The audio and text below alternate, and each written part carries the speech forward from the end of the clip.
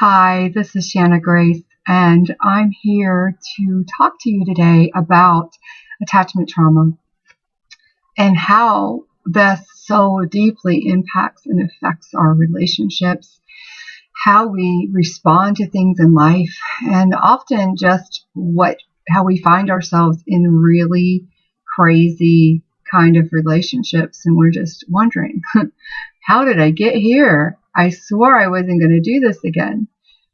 So if you're somebody who has sworn they weren't going to do it again and found themselves doing it again, I'm here to tell you that it really is much, much deeper than you ever believed it to be.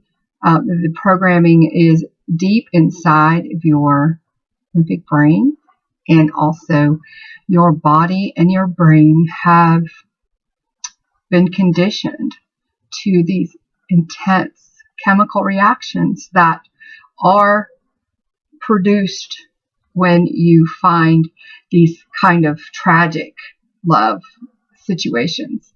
From some standpoints, so from a spiritual standpoint, these are often called soulmates or womb choices or wound mates or twin flames. There's all kinds of titles for them. Their purpose in our lives is to help us really grow past our traumas and our wounds. And unfortunately, we don't usually work on our wounds when we're not being wounded. And so there is some level of, there's an attraction there. There's an attraction on a cosmic level that you bring these people into your life to help you remember the beauty of who you are and how perfect you are. But that thinking also can cause you to feel a lot of shame and blame, of just beating yourself up because you just can't stop. You can't get it right. Why in the world is this happening again? I swore I wasn't going to do this again. Here I am again. I can't make myself stop. I love them so much. It is love. It is love.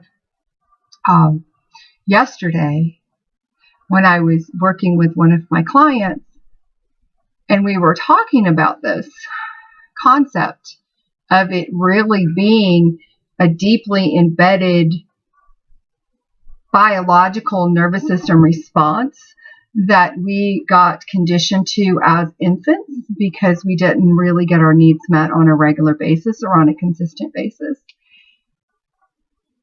That felt like love to us. And our brain doesn't have the cognitive understanding that doesn't feel good. The brain says, the body says, I want to feel that release of chemicals. It doesn't really assign a negative or a positive to it. It doesn't say, well, this release of chemicals doesn't feel good, and that release of chemicals does. It just wants the chemical release. So we get conditioned from a very, very young age. Our nervous system gets conditioned to, this is what it feels like when my caregivers take care of me. And it creates, societally, it creates a problem. But when you think about this from the perspective of an infant nervous system and a brain, and its only way to get its needs met, to not die, is to cry. And oftentimes not getting those needs met on a regular basis. So we've learned to, the body's been conditioned to the chemical release of the crying and the chemical release of the consoling. And that is what sets up this cycle of what so-called toxic relationships are. But it is such a deeply ingrained program on a biological nervous system level that it is like an addiction. And so it is hard to break that cycle. And even when you get away from one particular lover, you have a period of withdrawal. And oftentimes we want that fix. And so we go back to them. Or we get away from one and we say, we're never going to do this again. And then another one shows up with that same feeling. And so you end up being back in that cycle again. And so I just want to give a little short preview of this to get rid of, it's not your fault. It really isn't. And it's not to blame your parents or anybody like that, because they really didn't know any better either. Nobody knew about attachment trauma to be able to know that they were being detrimental. And especially in America, we were taught by Dr. Spock to let the children cry and don't spoil them and those types of things. So it isn't that anybody really was being mean. I don't think there's any way to get through childhood without feeling abandoned, to have 100% of your needs met.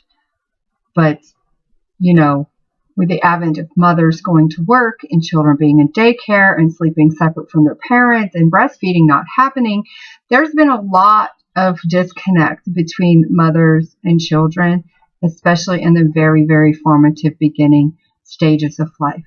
And so that is really what is at the root of these quote-unquote dysfunctional relationships. So if you have any questions, please leave your comments below and I will be happy to address them. Thank you. Bye.